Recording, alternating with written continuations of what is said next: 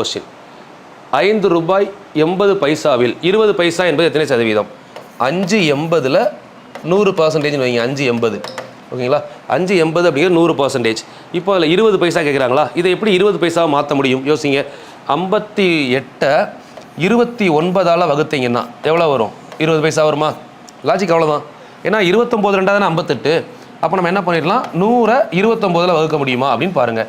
100க்குள்ளே எத்தனை 29 இருக்குது? இப்போ 30ன்னு வச்சோம்னா 3 30 90. அப்போ 87. மிச்சம் என்ன இருக்குது? 13/29. 3 13/29 இருக்கா?